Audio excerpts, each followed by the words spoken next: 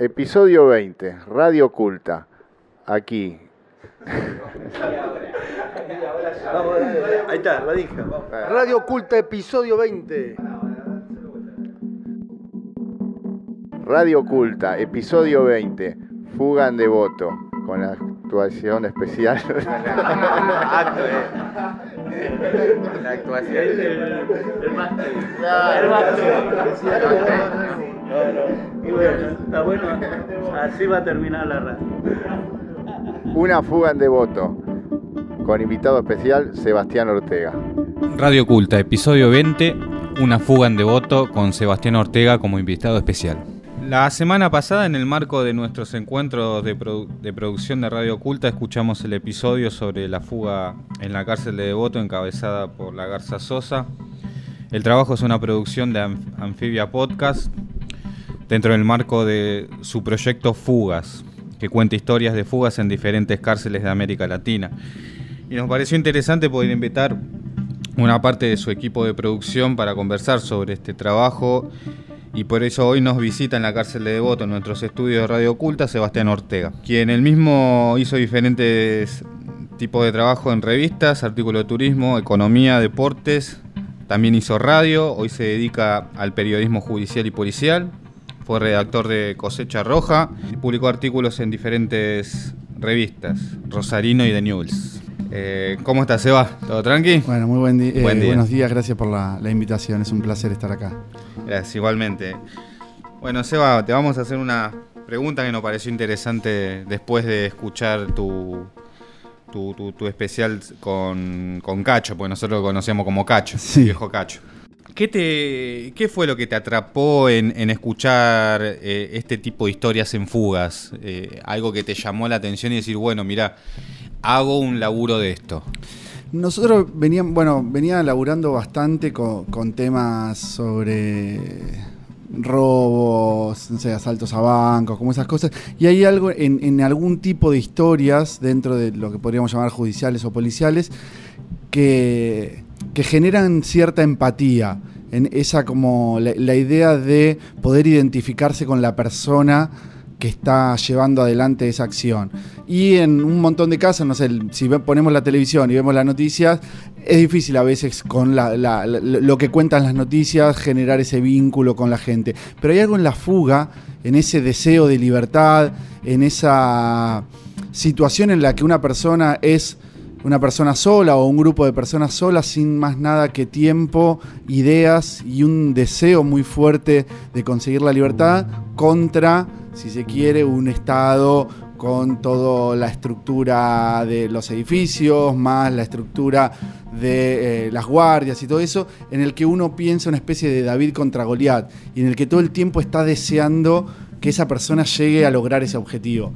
Entonces es como queríamos pensar qué tipo de historias nosotros podíamos contar que cuando alguien las escuchara pudiera generar esa identificación con el plan, con los objetivos que tiene esa persona. Y bueno, ahí aparece la idea de pensar en fugas de cárceles, pero a partir de eso también surge otra idea, que era para poder construir esa identificación, sentir cómo lo vivía la persona, había que hablar con esas personas. No podían ser otras las personas que contaran esa historia, sino que tenían que ser los propios protagonistas de las historias las que contaran cómo hicieron ellos, cómo lo vivieron y cómo lo sintieron. Incluso sabiendo que en algunos casos la propia memoria puede deformar o transformar los recuerdos. Uno se acuerda las cosas de una manera bastante particular y a veces incluso puede llegar a ser imprecisa, pero queríamos que fuera ese recuerdo y ese sentir de la propia persona que hizo todo lo que hizo y que dejó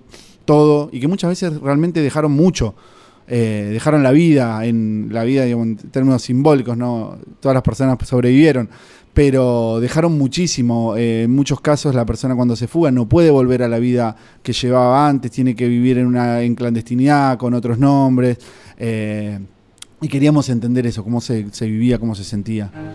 Claro, porque es como, o sea, una cosa es que te diga, te vas en libertad y bueno, te encontrás con ese mundo otra vez, pero creo que coincidimos igual. Sí, es como un gran desafío. No volvés a ser el mismo de antes.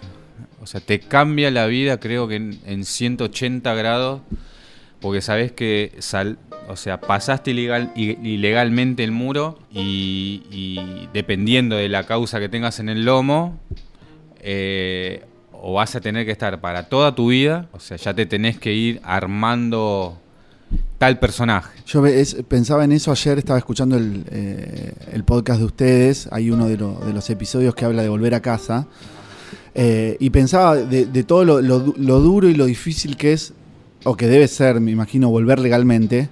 No quiero ni imaginarme lo que es salir a la calle sin volver a casa. En ese episodio Cacho Lagarza Sosa nos contaba que cuando él salía, él tenía una estructura preparada para salir cada vez que se fugaba, pero que él ya sabía que a su casa no volvía más. Y era esa, ¿no? ¿Cómo se vive esa libertad, que es una libertad también a medias? ¿Qué reflexiones o qué sentiste al entrevistar, siendo Cacho u otras personas, y reconstruir tantas historias de fugas en cárceles? Bueno, hay algo para mí, en general, de las historias, digo, las historias de cualquier cosa, que es la manera en que más llegan las cosas. Vuelvo a dar el ejemplo de lo que contaron ustedes, pero en uno de esos episodios del podcast hay alguien que cuenta el día que salió y que no llegó a avisarle a la familia. Y yo pensaba cómo esa historia en la que una persona va contando cómo salió y todo lo que hizo y todo lo que pasaba, transmite un montón de cosas más allá de la anécdota particular. Habla de qué significa salir a la calle, qué significan los vínculos familiares cuando una persona está privada de su libertad y todo eso. Y en el caso de las historias que nosotros contamos, la historia en sí es una excusa para hablar de un montón de otras cosas. En esa historia que alguien nos está contando, no sé, ya sea un preso político de los 70, no solamente nos está hablando de sí mismo y de eso que vivió esa persona, sino que nos está hablando del momento en el que se vivía en un país, la violencia del Estado, como, bueno, las torturas, los secuestros, las desapariciones. En el caso de La Garza nos habla de una época que fueron los años 90 en Argentina, lo que fue la policía bonaerense de esos años en la Argentina. Hay un montón de excusas que son las historias que te permiten hablar de otros temas incluso más profundos, pensando como en la libertad, en el tiempo, en qué hace el encierro en las personas. Y para mí lo que me interesaba, o que me dejó todas esas entrevistas, es poder escuchar esas historias que hablan, que cada una habla de un montón de cosas más allá de eso, de la fuga en sí, digo, más allá de la anécdota de cómo hizo una persona para escaparse de la cárcel, cuentan un montón de cosas. ¿Tenías alguna, tipo como una imagen del delincuente, digamos, y después de hacer todo este trabajo te cambió esa imagen? En algunos puntos del lado de lo social, sí, no, desde ese lado no tanto. También nosotros tratábamos de ir con la idea de ir a descubrir a la persona que íbamos a conocer, sin como prefigurarnos, sin armarnos previamente una idea de quién era o qué iba a ser. Sí es distinto lo humano que se ve con la persona cuando vos lees un expediente. Yo me acuerdo que en el caso de Cacho nosotros teníamos para la investigación expediente judicial, videos del juicio, y hay una idea que se construye en ese papel frío, que es la de un tipo, no sé, ahí le achacaban asesinatos, robos, y es la de un tipo frío, calculador, y cuando te lo encontrás en persona es una persona súper amable, cálida, atenta, que hacía todo, que hacía un esfuerzo para que nosotros tengamos todo lo que teníamos, digamos, toda la información que queríamos tener, que nos explicaba 1000 veces lo que necesitábamos preguntarle, y esa calidez que él tiene en el momento de la entrevista, en el expediente no aparece. Quizás desde ese lado, en todo, y nos pasó en todos, que es cuando, no sé, pasa siempre, cuando conoces a la persona es distinto a lo que te decía la letra judicial. Bueno, Seba, te comento, te hago una preguntita. ¿Creen que hoy en día, con el grado de comunicación y control que hay, existe y es posible pensar o replicar fugas como la que encontraron? Cada tanto lo pienso a eso de cómo serían las fugas ahora. Yo creo que es más una idea, no tengo tan seguro, pero creo que hoy las fugas son más individuales que antes. Me parece que son como más pequeñas que... O sea, yo no sé si hay posibilidades hoy de armar como esas grandes... Casualmente tuvimos una hace poco. Claro, casualmente. Y fue una fuga individual. Una persona que se escapa sola, o sea, no sola. Porque nosotros hay en uno de los episodios, que es el de un fugado de la ESMA, del centro clandestino de detención que funcionó en la dictadura, que es nadie se escapa solo. Porque esa persona escapa sola, pero en esa fuga tiene toda una red de personas que van ayudándolo y que le brindan toda la solidaridad para que esa persona pueda sobrevivir en la fuga. Entonces tenemos esa idea, ¿no? Nadie se escapa solo. Pero sí son planes más pequeños que los de antes. No sé, en el caso de, incluso el de la fuga de Devoto que nosotros contamos, hay un montón de personas trabajando en un plan súper complejo que creo que con muchas de la tecnología de control que hay ahora, yo me imagino que deberían ser mucho más difíciles. En el caso de, por ejemplo, de una de las primeras que hicimos, que es una de Uruguay, son 111 presos los que se escapan de una cárcel. La agujerean completa, celda tras celda, y después cavan un túnel y vacían un bloque entero del penal y se escapan los 111.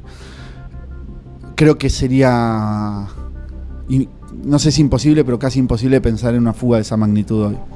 ¿Cuán importante es la solidaridad entre las personas detenidas para que las fugas se lleven adelante? Absoluta, total. Esa idea, nadie se fuga solo, se construyen planes conjuntos. Igual este pibe acá se fugó solo. Pero necesitó de alguien que lo llevara, que le llevara el tacho, que en el momento en que contaban a los internos, otros colaboraran para que los guardias no se dieran cuenta que faltaba uno. Hay algo de solidaridad interna. Y en otro punto, a veces puede no aparecer, pero es el silencio de quienes no van a participar. De quienes dicen, bueno, esto no es para mí. No es mi plan, no sé, o tengo la libertad cerca, o no me sirve eso, pero no delata al que lo va a hacer. Esa solidaridad es fundamental, el silencio y el acompañamiento en el caso de que se necesite. Bueno, Sebastián, gracias por venir acá a la radio. Bueno, mi pregunta es, ¿tuvieron problemas en términos generales de contar estas historias? No hubo tantos problemas. La mayor dificultad fue conseguir a la gente para que pudiera conseguir a las personas, como les decía al principio. La idea era que fueran las propias personas que escaparon de la cárcel quienes contaran esas historias.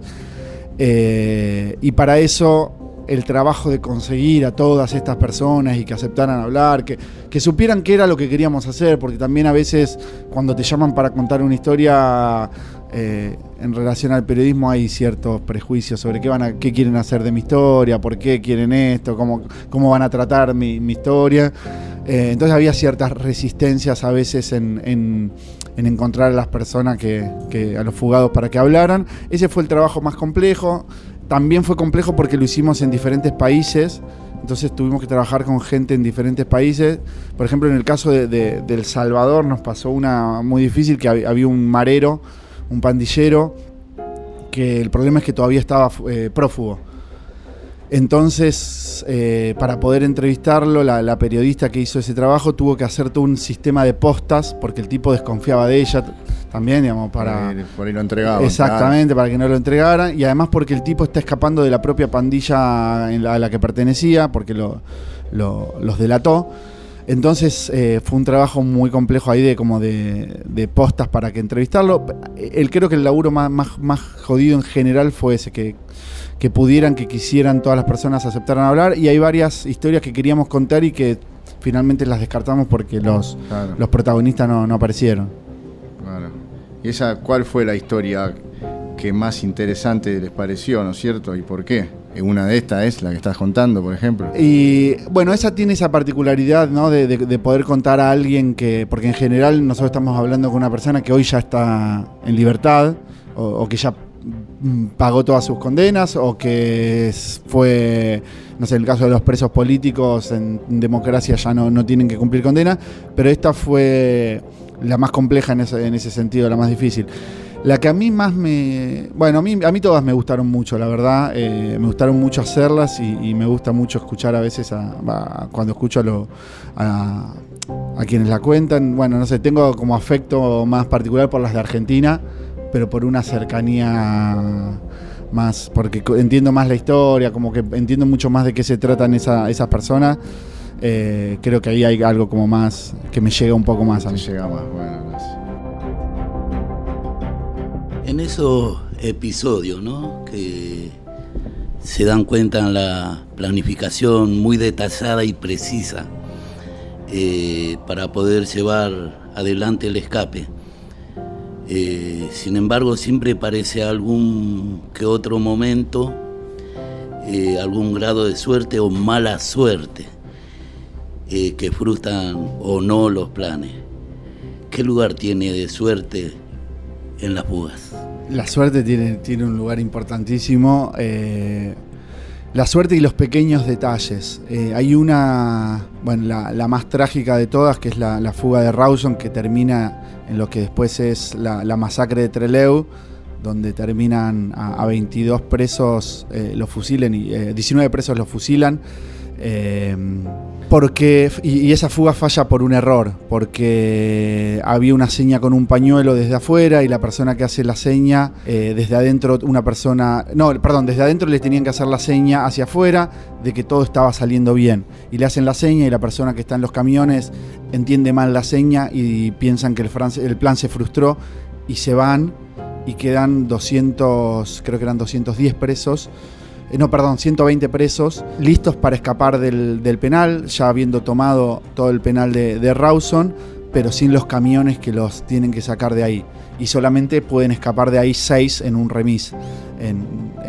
Y todos los demás unos quedan adentro, otros logran escapar en remises y después son detenidos y son los 19 fusilados. Y quien nos contaba la vez, ese plan, fue posiblemente el plan más grande, más ambicioso de la historia argentina, de la fuga de una cárcel, y falla por una boludez mínima, que es alguien interpretando mal la seña de un pañuelo. Y en el detalle más chiquitito, después de haber planificado todo, eso puede fallar. Y después hay cosas más del azar, que, por ejemplo, hay una persona que contamos una historia que 3 veces falló la fuga, y las 3 por cuestiones distintas, de algo que en el momento, el plan es perfecto, todo está calculado, pero hay cosas que son imposibles de calcular. ¿Qué va a pasar con los guardias ese día? Si ese día van a revisar algo de más, si ese día, bueno, en el caso de Cacho, a él cuando estaba por salir, por fugarse a pocos días de la fuga, le dan el alta y lo quieren mandar de vuelta, y él no puede creerlo, que estando tan cerca, viendo casi la calle, le toque justo ese día que le den el alta y lo manden. Y bueno, él logra hacer algo, ¿no?, ahí para quedarse un tiempito más, pero todo el tiempo están apareciendo imprevistos y cosas que no se calcularon, y ahí la suerte juega un papel fundamental. Puede determinar el éxito o el fracaso de un plan. A veces la virtud y la fortuna juega mucho, porque en el momento que no está la fortuna, está la virtud y la agilidad de uno, de cómo poder pasar ese obstáculo, ¿no? Claro, lo que sea capaz de hacer eso, la reacción que tiene Cacho ahí de decir, bueno, no, yo acá yo adentro no vuelvo. En los últimos años, desde la ficción, se tomó a la cárcel como un escenario para contar historias, ¿no? Nos interesa preguntarle, ¿por qué eligieron de todo el mundo carcelario la fuga como un suceso para contar?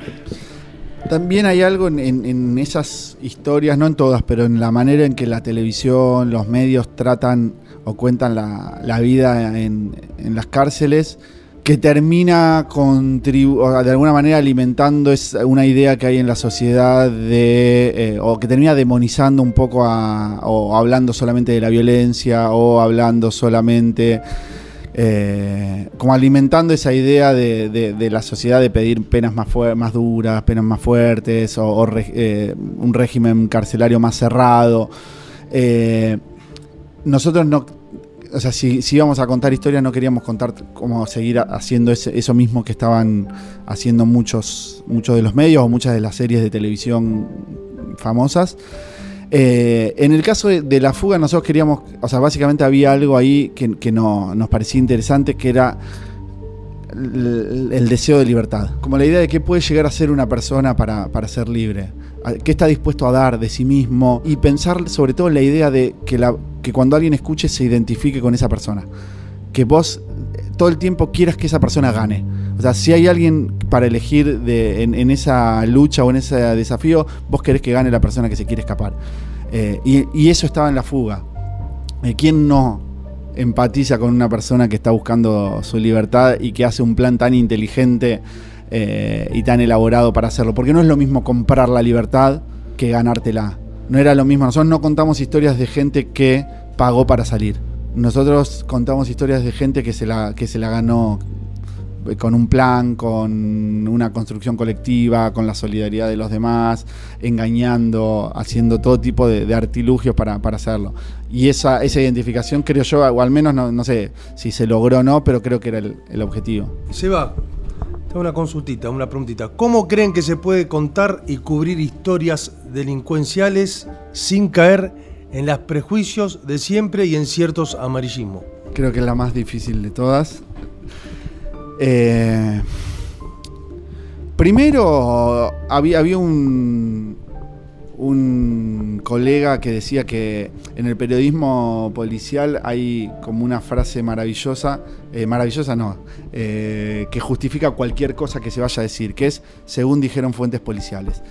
Y esa frase, según dijeron fuentes policiales, habilita cualquier cosa que diga después, vale, digamos, o legitima cualquier cosa. Yo creo que en todo caso lo primero sería que las fuentes no sean siempre la policía. Que las fuentes no sean solamente los expedientes judiciales. Sería lo primero para pensar. Digo que es lo más difícil porque no siempre nosotros haciendo periodismo delincuencial tenemos la posibilidad de tener más voces que no sean la de la policía. Siempre la primera voz que va a hablar de ese tema va a ser la policía. Siempre la primera voz que va a hablar de una fuga va a ser el sistema penitenciario o el juez o el fiscal. Y pienso, por ejemplo, en la fuga de Devoto, de la Garza Sosa y su equipo, que ellos cuando están escapando en el túnel encuentran huesos humanos que sospechaban ellos que podían ser víctimas de la dictadura. Y el gobierno de ese momento, el sistema penitenciario en ese momento, lo primero que hace es tapar el túnel. Lo primero que hace es, antes que se investigue o cualquier cosa, llenan de cemento ese túnel para que no se conozca. Y el periodismo nunca pudo saber esa historia hasta que ellos llaman a un periodista, a Patán Rajendorfer, un gran periodista delincuencial y policial, y le cuentan esa historia. Y él por primera vez cuenta o saca a la luz del hallazgo de los huesos humanos abajo de ese túnel. Pero si ese periodista o si en ese momento se hubieran regido solamente por las fuentes policiales, esa historia nunca se hubiese conocido. Entonces yo creo que lo primero ahí sería no tener como fuente siempre a la policía y a las fuentes judiciales, poder abrir un poco más a otros personajes, otros protagonistas, otras historias, y después tener pensar que lo que nosotros estamos diciendo, yo siempre digo que las páginas policiales son las páginas más políticas de un diario, o una de las páginas más políticas, porque en esas historias que nosotros estamos contando se discuten un montón de cosas. Se discute cómo va a funcionar el sistema penitenciario, cómo va a funcionar una reforma del Código Penal, cómo va a funcionar la actitud de los jueces al fallar o dictar una sentencia en contra de una persona. Entonces tenemos que tener en cuenta que todo eso que nosotros estamos diciendo a alguna persona le va a afectar directamente. Y lo último, que es saber que detrás de un expediente hay personas. O sea, que eso que nosotros leemos, como es que decía antes, la letra fría de un expediente, que a veces esto también sería bueno que lo sepan las personas que trabajan en los tribunales, que cada decisión o cada cosa que pase ahí, en realidad eso le afecta a la vida de una persona. Bueno, Seba, como para ir cerrando, diste ya una vuelta por el CUT. Te queríamos preguntar qué te pareció la diversidad de carreras que hay, no sé, cómo lo viste. Bueno, me pareció, me gustó muchísimo el lugar, la gente. Me parece interesante que también sea un lugar que mayoritariamente está sostenido por los propios internos. No se ven guardias caminando, todo funciona perfecto, todo funciona en orden y prolijo, y que se le dé a la gente la posibilidad de estudiar, de tener una carrera universitaria y también de llevar una vida incluso acá adentro distinta a la del encierro, de estar haciendo cosas, estar produciendo cosas. Tuve el placer de escuchar algunos de los podcasts que se produjeron acá y son hermosos. La verdad que celebro que existan espacios como este y que laburen tanto ustedes para sostenerlos. Me parece maravilloso. Buenísimo, Seba, gracias. Bueno, gracias por venir por venir a compartir un poco de tu trabajo, por escucharnos a nosotros también. Nosotros, bueno, ya prácticamente estamos entregando el año. En lo que a mí respecta es algo, es un paso, no sé, moral, social, espiritual, increíble lo que es lo que compartimos en esta radio, en los eventos que también participamos. Espero que no se corte, que puedas volver a visitarnos, quizá con otro tema. Y bueno, veremos con qué material empezamos el año que viene. Gracias a Ale y Ica por darnos esta posibilidad de poder escuchar La Cárcel. Y a los compañeros también por estar. La verdad que me voy muy contento y bueno, gracias a Ale, Ica, a vos también por la onda, todo. La verdad que voy a seguir para seguir aprendiendo más y bueno, y me gusta esto, así que lo empecé hace poquito y me encanta, así que nada, quiero agradecer eso y gracias a Dios. Así que gracias. Bueno, para mí también, para mí fue medio difícil de poder hablar, enfrentarme a esto, tenía miedo, me daba una timidez, no sé, me sentía como que me iba a morder el micrófono.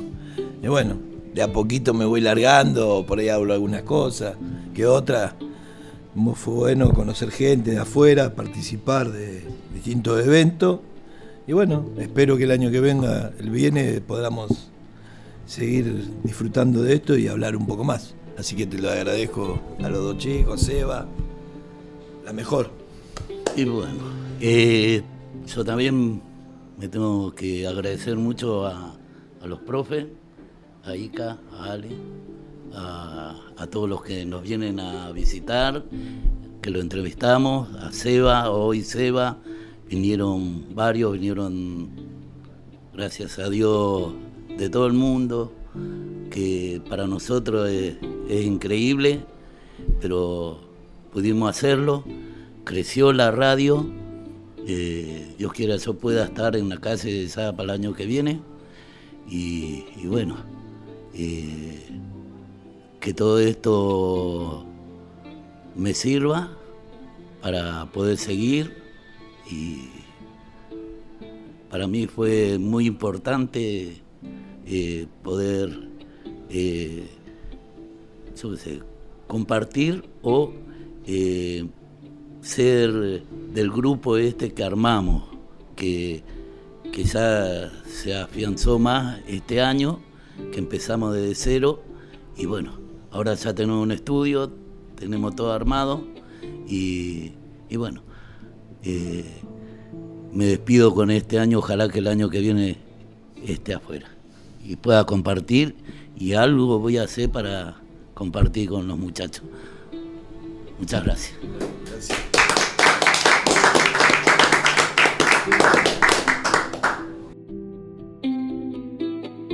Radio Oculta, donde las voces se expresan en libertad.